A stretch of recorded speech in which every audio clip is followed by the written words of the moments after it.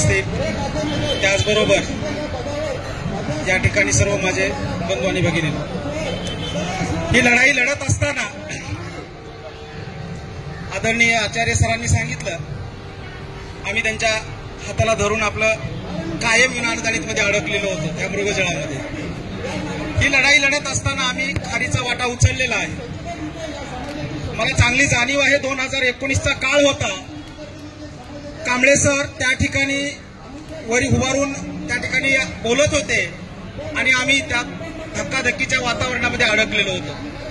आम्हाला माहिती नव्हतं की हा धक्काधक्कीचं वातावरण आम्हाला एकतर बाहेर फेकणार आहे किंवा सोबत घेऊन जाणार आहे.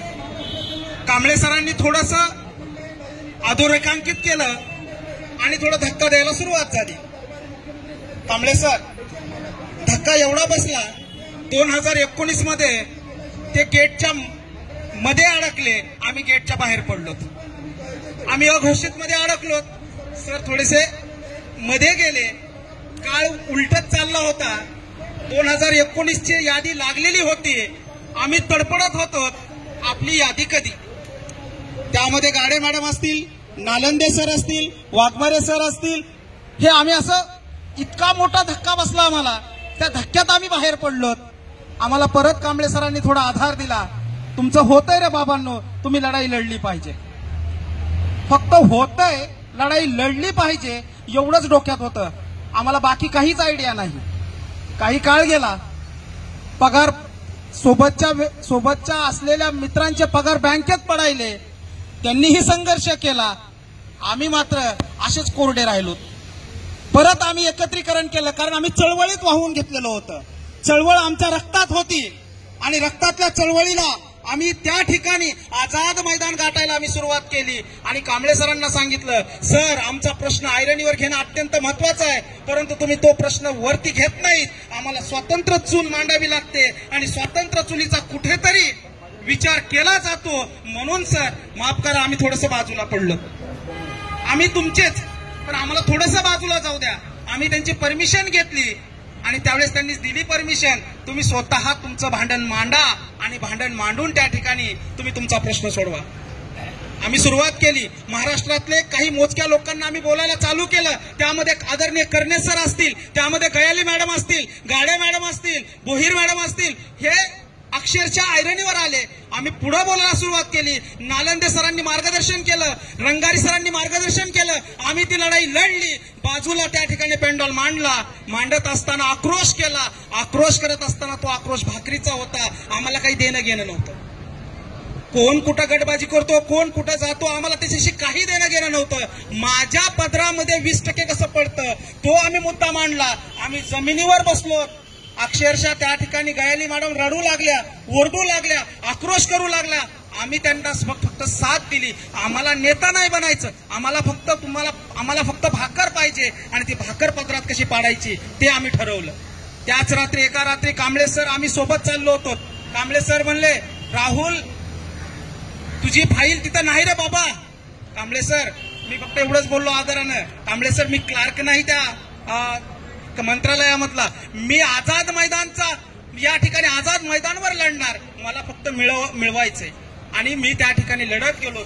सोबत साथ देत गेले आणि आम्ही लढत असताना फक्त एवढंच केलं की एक आक्रोशानं ही लढाई जी आहे, ही लढाई लढत असताना ती हातात घेतली पाहिजे.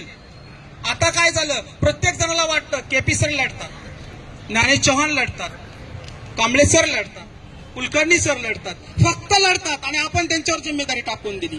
बाबा जोपर्यंत ही भूक आपल्या पोटाला लागत नाही, जोपर्यंत हा आपल्या नसामध्ये हा प्रश्न उद्भवत नाही, 40%, 60%, 20% आणि अघोषित असा आपण जोपर्यंत हा संघर्ष मिटवत नाही, जोपर्यंत आपण सर्वजण एकत्र ह्या मैदानावर बसत नाही आणि ही लढाई आपल्या रक्तामध्ये, आपल्या नसामध्ये वाहून घेत नाही, तोपर्यंत आपल्याला याच्यामध्ये यश मिळणं कठीण आहे. काल फक्त कॅबिनेट होती, कॅबिनेट पुरतं येतो, कॅबिनेट पुरतं बसतो. त्या व्यक्तीनं अक्षरशः आज 55-56 दिवस आहे, 2 महिने होत आलेत. 2 लेकरं बायको सगळे त्या ठिकाणी बोलवत आहेत, तरी ती व्यक्ती या ठिकाणी बसते आणि आपण फक्त एका दिवसासाठी येतो. एका दिवसासाठी येऊन भागत नाही. किमान तुम्हाला 8, 10, 15, 20 दिवस या आझाद मैदानाच्या मातीला द्यावं लागतं बाबांनो, आणि त्यानंतरच आपल्याला या ठिकाणी यशाची कुठेतरी गोडी चाकावी लागेल. या ठिकाणी महिला आहेत, त्यांनी महिना झालं, 2-2 महिने झाले या ठिकाणी त्यांनी त्यांचा संसार वाऱ्यावर सोडला. जोपर्यंत वाऱ्यावर आपण संसार सोडत नाही तोपर्यंत आपल्याला यश मिळत नाही.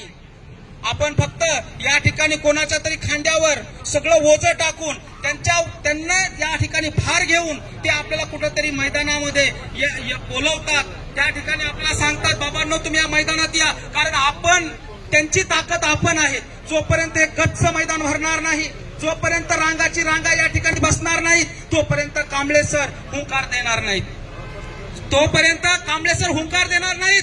तुम्ही सर्वजण इथं एकत्र या, इथं बसा. बसल्याच्या नंतर कांबळे सर हुंकार देतील आणि हुंकाराचं महत्व खुंकारात होईल, आणि खुंकार झाल्याच्या नंतर तुम्हाला या ठिकाणी 20चं 40, 40चं 60, 60चं 80 हे फक्त स्वप्नात नाही तर वास्तवात मिळणार आहे. पण त्यासाठी आपल्याला आझाद मैदानाच्या मातीला चिकटावं लागेल. आपल्याला घरी बसून इकडे तिकडे फिरून या ठिकाणी मिळत नसतं.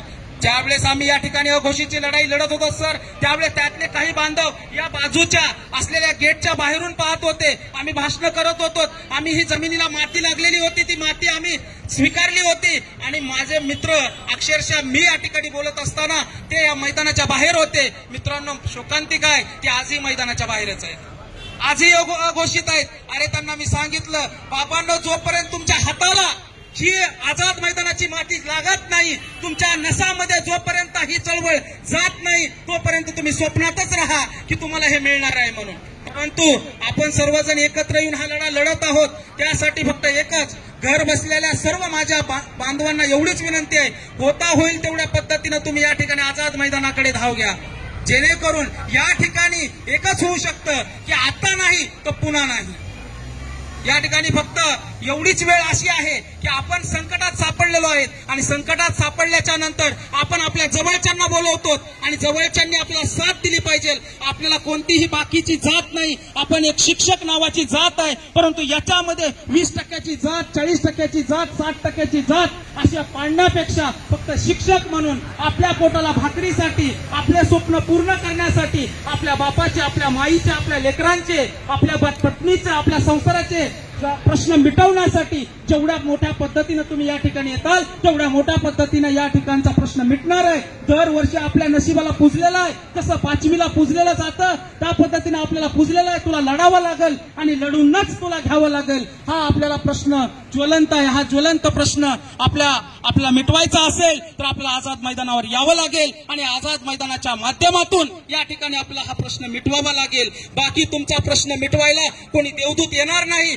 हा प्रश्न मिटवण्यासाठी एक तर तुम्हाला कांबळे सरांचा आधार घ्यावा लागेल. या ठिकाणी राहुल कांबळे सर असतील, केपी सर असतील, कुलकर्णी सर असतील, ज्ञानेश चव्हाण सर असतील, गाडे मॅडम असतील, नालंदे सर असतील, या ठिकाणी असलेले रंगारी सर असतील, जामनेर सर असतील, यांचाच आधार घेऊन यांच्याच खांद्यावर बसून आपल्याला आपला मार्ग काढावा लागणार आहे. आणि त्यांनी ती जबाबदारी स्वीकारलेली आहे, ती जबाबदारी त्यांनी घेतलेली आहे. फक्त बाबांनो, आपल्याला त्यांच्या सोबत राहावं लागेल, आपल्याला त्यांची साथ द्यावी लागेल. साथ देत असताना तुम्ही फक्त एकच विचार करा, आपल्या पदरात काय पडते ते आपल्या पदरात देण्यासाठी आलेत. फक्त ते घेण्याची जबाबदारी तुम्ही स्वीकारा, नाही तर पदर फाटायचा वेळ आपला ज्यावेळेस येईल, ते द्यायला तयार असतील त्यावेळेस आपल्याकडे पदर नसेल. कारण आता उद्या आचारसंहिता लागणार आहे. त्यासाठी आचारसंहिता एकदा लागली रे बाबा की तुम्ही आम्ही आझाद मैदानाला येऊन इथं फाशी जरी घेतली तरी आपल्याला काही मिळणार नाही. आहेत 2 दिवस, आहेत हे 2-3 दिवस, एवढेच फक्त जबाबदारीने या ठिकाणी जर आपण पार पाडले